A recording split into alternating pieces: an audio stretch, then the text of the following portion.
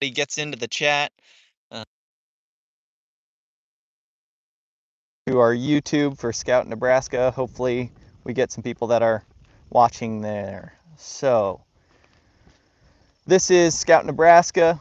We are going to start doing live videos on Fridays at 11 to show people what's going on around the counties of Nebraska and across the state. So hopefully we have some people join in here and we'll get started with what we'll be talking about today. It is a little windy, if you can't tell. My hair is kind of blowing around as I'm pacing back and forth here.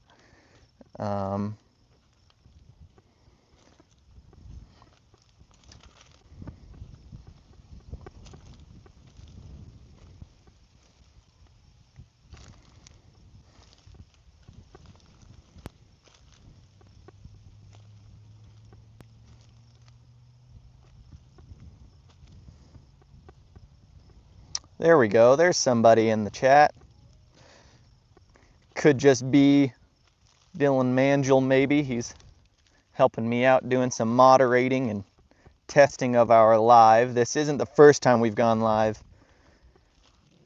but it is one of our first events having gone live. So I wonder if I need to turn on the chat. I want to show all messages. There we go. All right. I'll give it a couple more minutes to see if there's anybody else that joins us here today.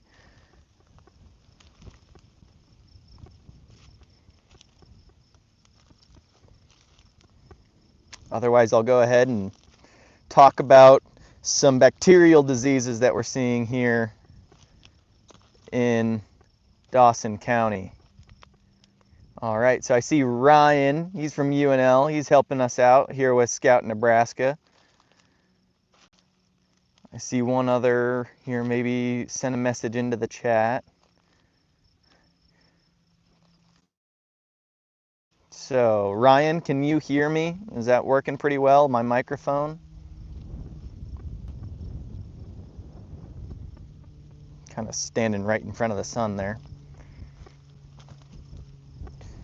Got a couple more. Got about 16 people in now. That's awesome. Fantastic. So I'm going to go ahead and get started. For those who may not know me, my name's Talon Muse. I do research and education for growers with Nebraska Extension.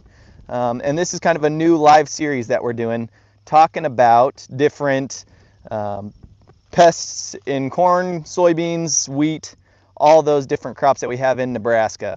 And so what I'm going to do is I'm going to show you guys kind of what we're seeing here in southern Dawson County. Hopefully everybody can see. This is a corn field, a big factor to here in a little bit. But the main thing that I want to point out is that you can see this corn is fairly beaten up, okay? It's pretty tattered, and that's because there middle to late May there was a hailstorm that caused some significant foliar damage on this corn and other corn here in the areas. And we've had a lot of hail, thunder, lightning, that kind of stuff going on in Nebraska here just in the recent month or so.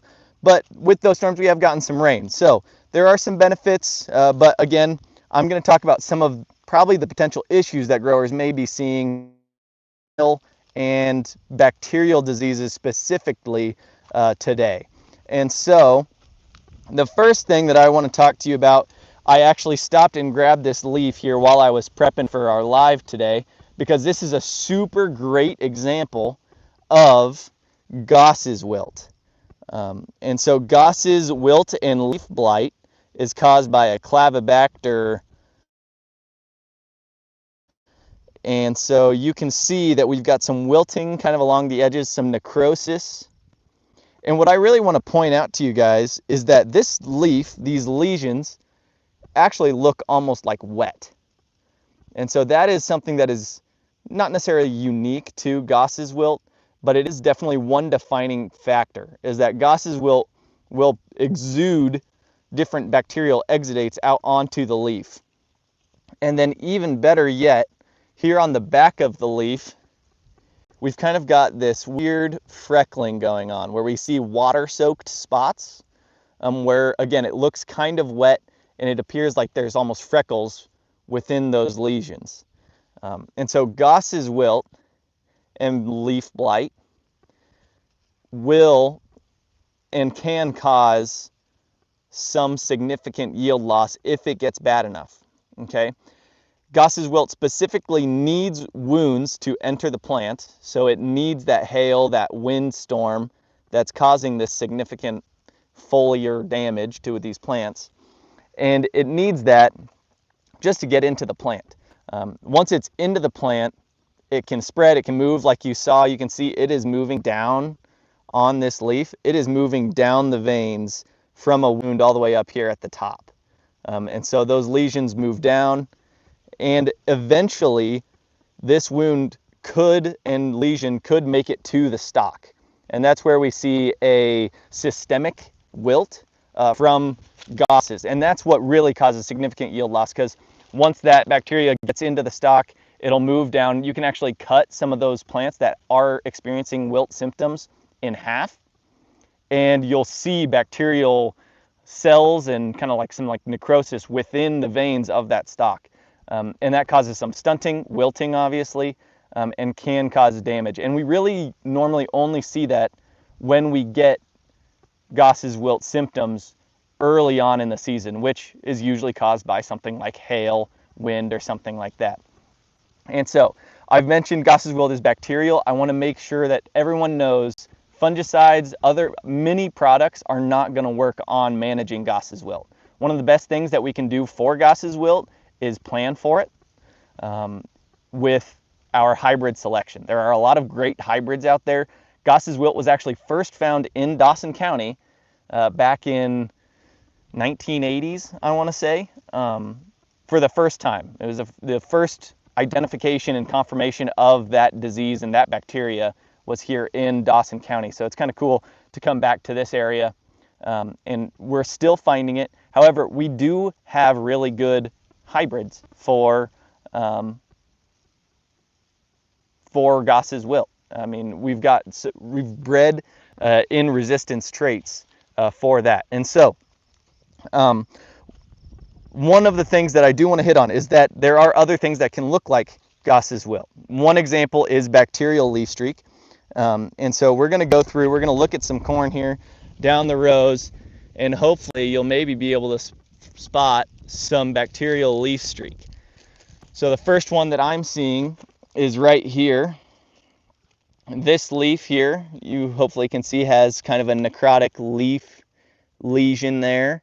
The borders are wavy. We want to make sure that we're not misidentifying this as gray leaf spot. This is bacterial leaf streak.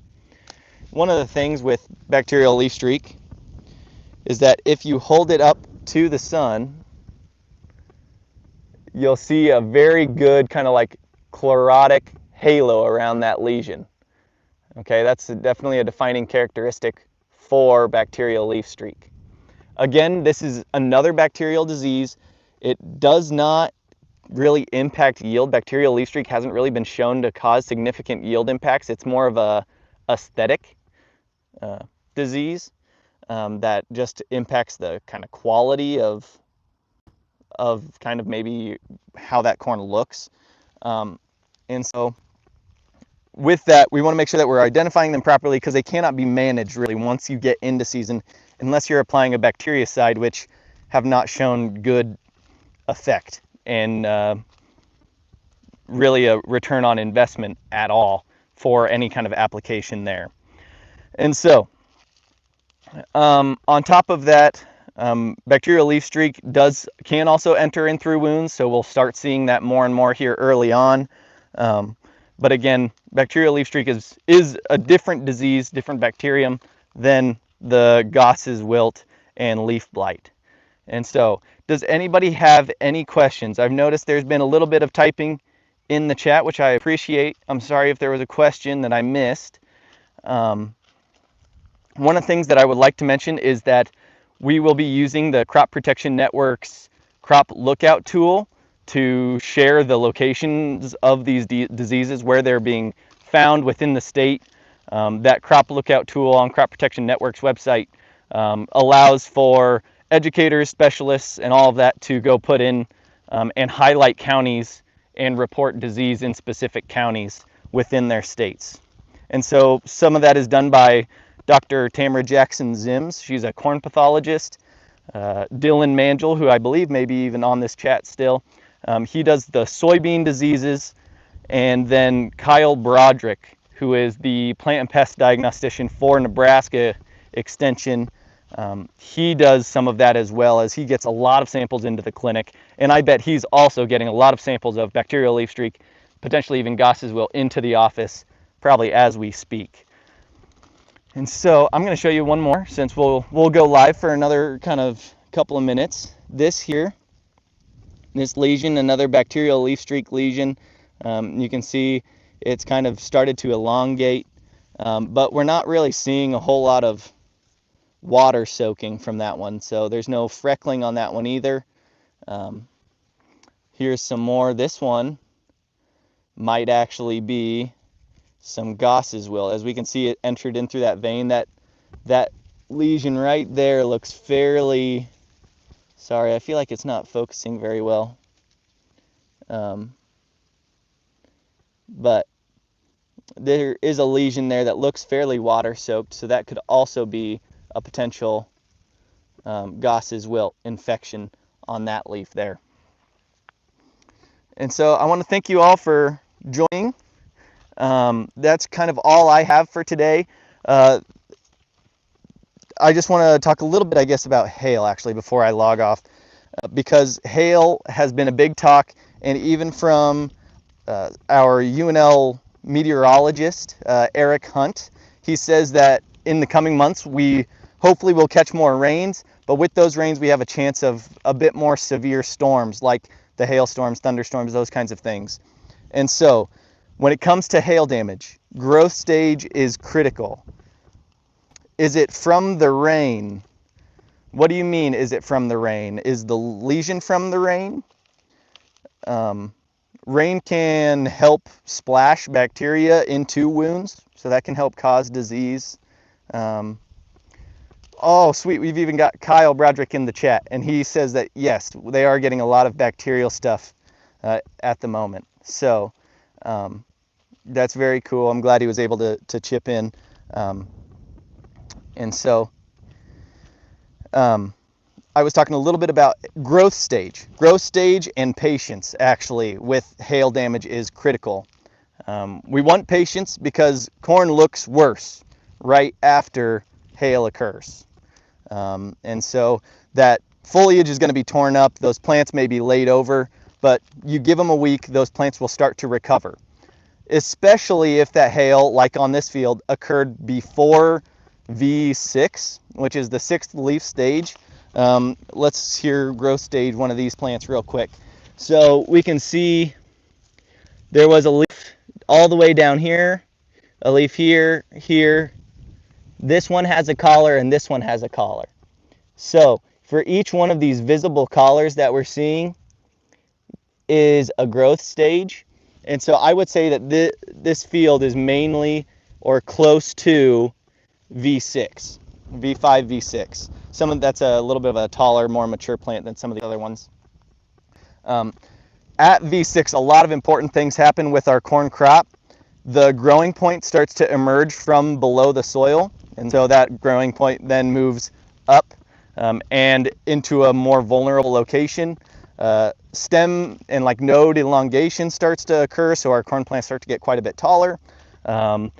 Even some of the things with yield are impacted as early as V6, where it starts to determine how many seeds per row or number of seeds around on the cob of the ear later on in the year can start to be determined as early as V6. And so that growing point is super huge for that hail damage. Obviously, if we have corn after V6 and we damage or wound that growing point, we're going to see significant impacts on yields. However, when that growing point is below ground, you're going to see very little impact on yield because it's only going to be caused by foliar damage of leaves that don't contribute that much to yield. And so if you're starting to see really ugly looking corn after a hailstorm, but you're before V6, just let it recover. I'm sure it'll look good in the next couple of weeks. Warm, wet conditions allow for a lot faster recovery. If it's cool and dry, you may not see as much recovery there because that plant doesn't have maybe everything it needs to get going. So I think that's everything that I wanted to talk about. I appreciate those of you that stayed on. Hopefully the internet connection and the video and audio quality was all good. We'll be doing this again, like I said, on Fridays at 11. I'll be checking out different crops, and hopefully we'll be reporting from across the state. And so it won't just be here in Dawson County every time. And so if you have any questions, please reach out to Nebraska Extension, to Scout Nebraska. And feel free to report your own diseases and pests. We want everybody to start using the hashtag ScoutNebraska as they're looking at disease and other things across the state. And so if you're seeing things pop up like other bacterial diseases, fungal diseases on any crop, we want you to use and post those pictures using the hashtag ScoutNebraska tag. And hopefully we'll be responding, we'll be reposting, and hopefully engaging with growers and everyone else in that way. And so thank you very much for those that tuned in. This will be recorded. You can go back and watch it at any time, and post it on our YouTube page and probably shared on our individual social media pages as well. So thank you very much. Sounds like there was some hail in Lancaster the other night. Lancaster County, that's around Lincoln. And so I do know that there are some significant hail sizes that got close over there with golf ball to, I think I heard some reports of baseball sized hail somewhere in the state here just this past weekend almost. Dylan wanted me to clarify that the bacteria, I think, is from the rain. The bacteria is not in the rain. The bacteria for Goss's wilt and bacterial leaf streak is in the residue of the corn. And so you can see we've got corn stubble all along here. This was corn last year. And one of the reasons that I actually came to this field is because last year I was finding significant amounts of Goss's wilt in this field too. So I knew that it was gonna essentially be here because of disease history, crop rotation, crop history, all those kinds of things. Goss's wilt is much more likely going to be on fields that have corn on corn rotations. And so that is where the bacteria is coming from. There is not any plant pathogens up in the rain clouds that come down. It comes from splash, from impacting crop residue, splashing that onto the wounds of the plant. So hopefully I was able to clear that up here at the end of this. And I appreciate everybody for tuning in. Thank you very much.